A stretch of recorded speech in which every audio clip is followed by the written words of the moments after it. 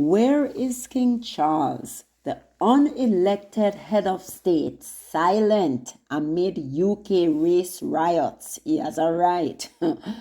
As the United Kingdom grapples with a wave of race riots, the country is left questioning the silence of its unelected head of state, King Charles III.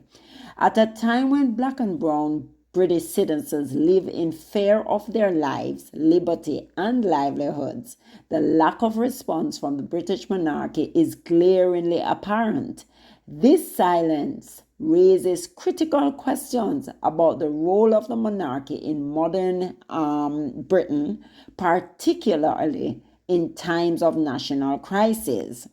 Well, if Charles did not say a word for his daughter-in-law, you think he's going to say a word for the country that's right now up in arms, buildings burning down, cars burning down, people out, the far-right people just creating havoc on the country? Charles has been a weak leader. He will always be weak. He's not a good leader. The recent surge in race-related violence across the UK has brought the country to a breaking point. Communities of color, long marginalized and subjected to systemic racism, are now facing an onslaught of hostility that threatens their very existence. The riots fueled by racial tensions and economic disparities, and we know it was fueled as well by the killing of the three beautiful babies, right? Have left many black and brown Britons in a state of constant fear, because now they are saying, if you're not white, if you're not British, you must leave. I mean, leave, go where? Are these people getting crazy? These events have forced a reckoning with the deep-seated inequalities that have festered in British society for decades. In the midst, the silence of the crown. In the midst of this chaos, King Charles III has remained notably absent from the conversation. As the unelected head of state, Charles's silence is not just disappointing, it is alarming. The monarchy, historically seen as a unifying force in the UK, is failing to address the pain and suffering of its citizens. This lack of response is particularly troubling given the monarch's supposed role as a symbol of national unity and moral relationship.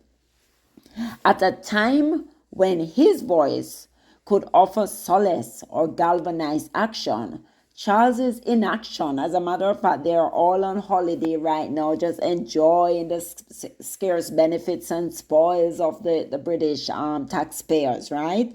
Charles's inaction is perceived by many as tacit approval of the status quo, a status quo that continues to perpetuate racial inequalities and injustice. The legacy of injustice in UK. This silence is made even more poignant by the fact that much of the unrest can be traced back to the treatment of Meghan Markle, the Duchess of Sussex. Her experiences with racism, both within the royal family and from the British media, have been well documented. The institution's failure to stand by her and address the underlying issue of race has only exacerbated tensions in the country. For many, the monarchy's treatment of Meghan is emblematic of its broader indifference to the struggles of people of color in the UK. And I'm telling you, when you stupid is as stupid does, right? And when you fester, when you feed into the narrative and the lies that was told on Meghan and the media just piling on, and you came out and said nothing. This is what is festering in your country. It's a cancer, it's a sore. Why you think you guys say you have cancer? Because it's a cancer. You're feeding into a wrong narrative. Amid the resistance, and this was something I was so happy for. Anti-hate marches stand strong. I'm telling you, the people, some of the people in Britain made me so proud yesterday when I saw the counter protest, because people are saying, this is my country, this is my land. How dare you come and tell me to go back? Why don't you go back? Who are you to tell me to go back to where? Go back to where? This is my country. I've built my life here. I built my family here. I built the country. And this was a beauty to behold.